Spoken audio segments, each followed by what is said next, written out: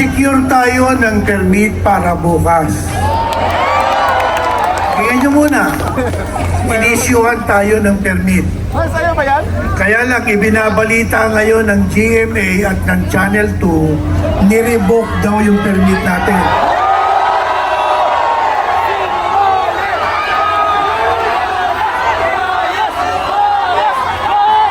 Ngayon, tahimik tayo mga kapatid, ano? Pumunta tayo dun sa pwede tayong mag-ipon na hindi na tayo kailangan kumuha ng permit. So, lilipat tayo sa Manila.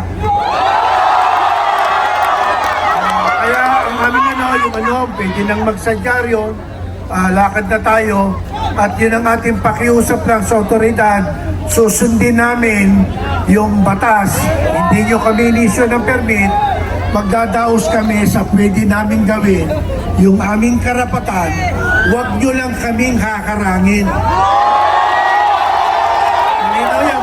Tahimik tayo, wala tayong anumang gagawing kaguluhan, pero lilipat tayo para mairaos natin yung karapatan natin na ginagarantiyahan ng saligang batas. Kaya mga kapatid, lilipat tayo sa Manila sa Liwasang Bonifacio.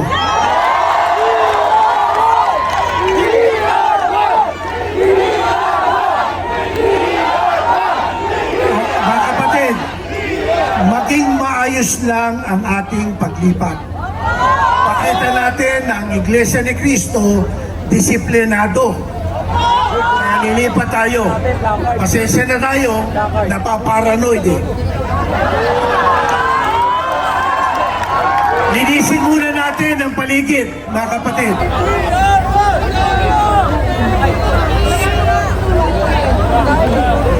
Para sa mga kapatid po nating Iglesia ni Cristo, nais po namin ipaalala sa inyo na matatapos ang inyong pagpapahayag sa ganap na alas 8 ng gabi.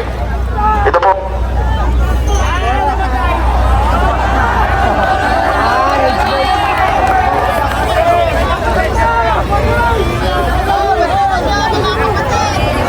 Basura, basura.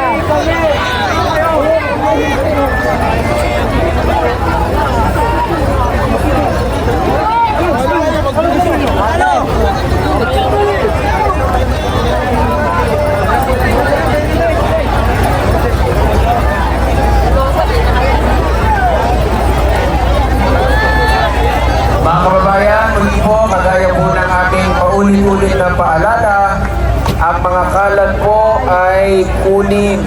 Dalhin po ninyo ang mga kalat o basura po ninyo. Mangyayari po na ingatan ang inyong mga gamit at huwag pong pag-iwan ng anumang kalat. Maraming salamat po sa inyong pag-unawa. Ang pag-alala po ito ay mula sa inyong himpilan ng QCPD. Muli po sa ating mga kapatid na Iglesia ni Cristo, mangyari lamang po na ingatan ang inyong mga dalang gamit at huwag pong mag-iiwan ng anumang kalat. Maraming salamat po sa inyong pag-unawa. Ang paalala pong ito ay mula sa himpilan ng Quezon City Police District. Muli po, mga kababayan, pinapaalala po natin yung mga kalat, dalhin na po natin. Ipagmalasakit po ninyo, hindi man sa inyo yung kalat, kunin po, ilagay sa tamang lagayan.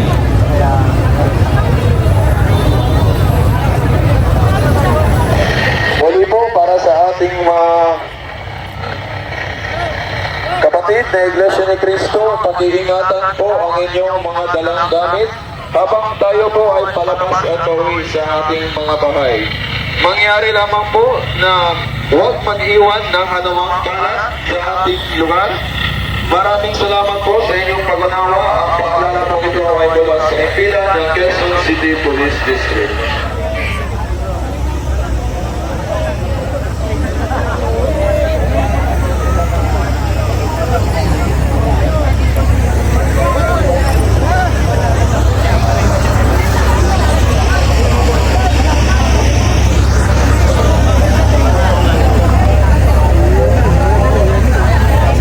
Kasalukuyan po, ina-update ko po kayo kung gaano kadami pa rin po ang kapatid na IMC ngayong gabi po.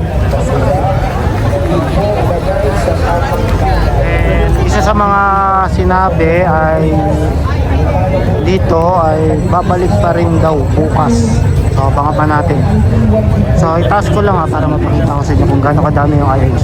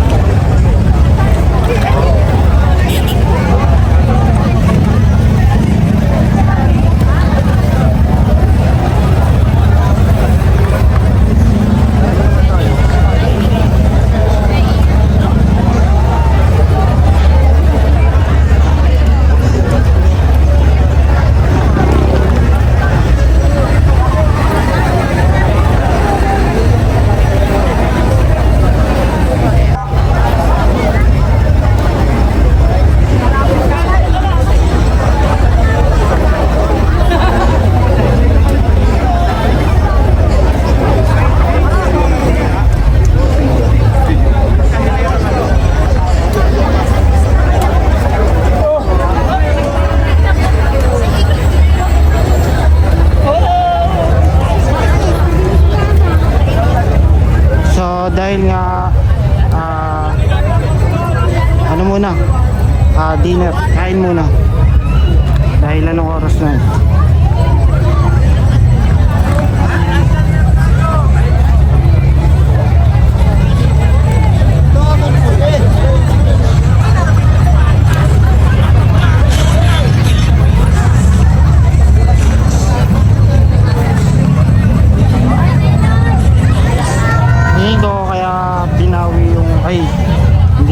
di ba parang pinapatigil na. And daming kapatid na yun kaya pinutol yung mic kanina.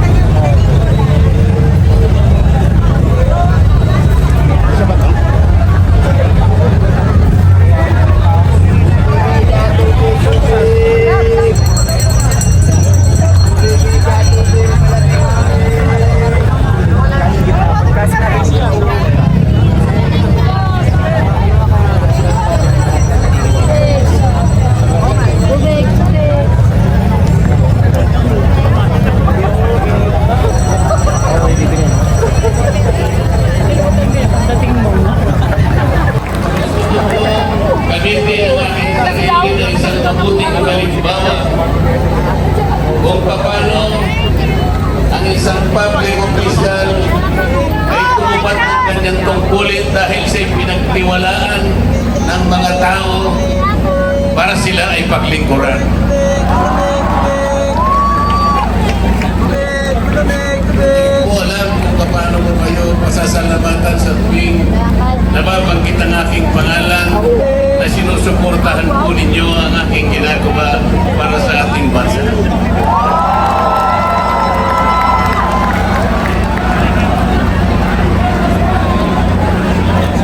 Pangalawang araw na po ito, ngunit hindi ko nakikita sa mukha ninyo ang kapaguran.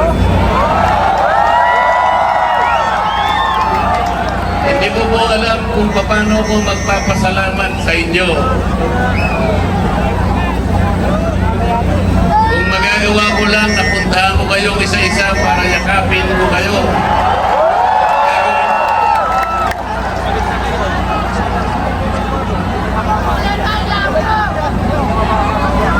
Naisip ko nga, magdadala na lang ako ng hopya.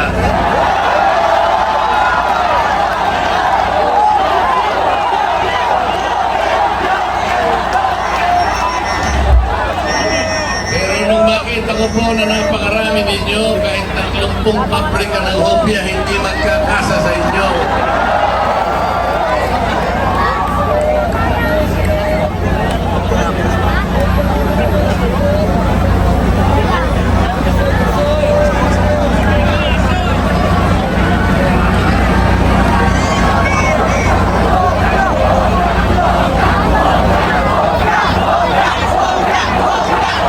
Bakit nilulunod ang pag-iimbestiga sa flood control scam? Bakit si Marcoleta ang ipukulong kayo ang mandarambong?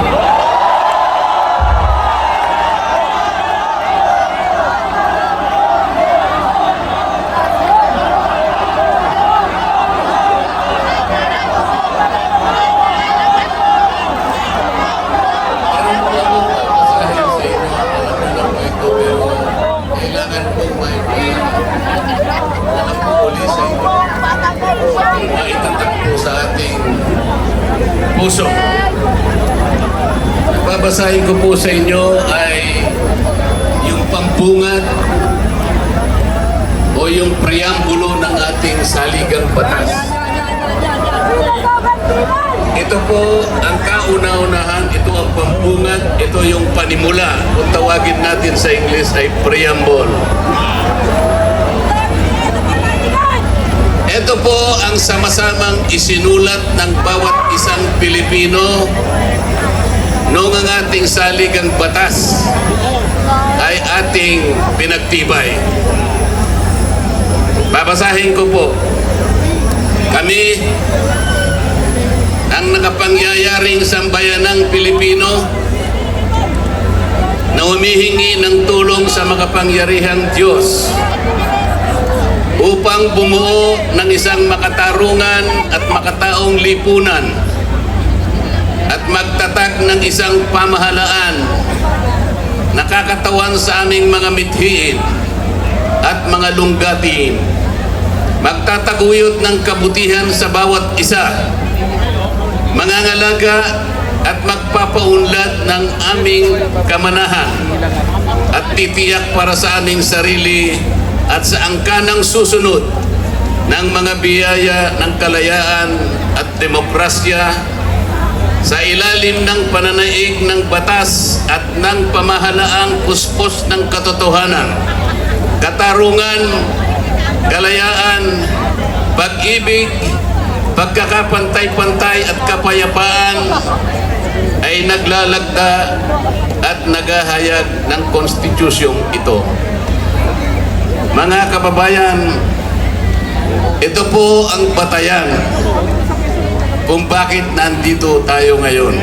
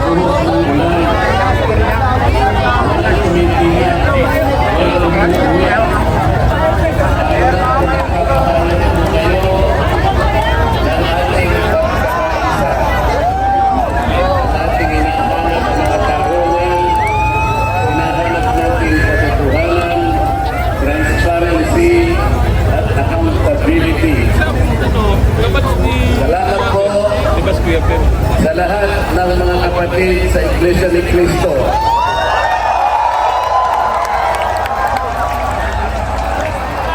Salamat din po sa mga hindi kapatid, ngunit nakikisang-ayon at sumusuporta sa pagkakaisa namin sa gabi ito. Ako'y nakakilala ko, hindi ako nakakilala, ngunit nagpahayag po sila at pagsuporta at pagmamahal sa ating bansa at sa ginagawa natin ngayon. Hindi na nga po sana ako pupunta dito. Kasi makakalain ko yung iba.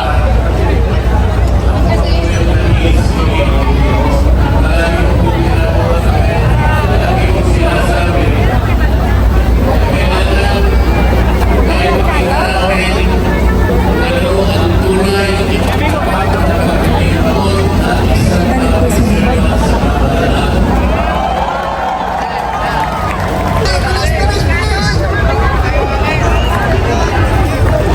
Opo, balik po kayo dito sa gitna. Meron pong mahalagang announcement. Balik po kayo. Yung mga nariyan pa. Balik ka po muna sa gitna, may announcement. Balik ka po sa gitna, balik. Balik po tayo. Ipon. Habang kayo ay naiipon, ay kakanta po muna ako. In your ears. Buti hindi tumutuloy yung ulan. Hindi pag kumanta ako, tumutuloy yan. Kaya, ipon po kayo. Ipon po kayo. Sige po, ipon po tayo. Balik po kayo. Balik.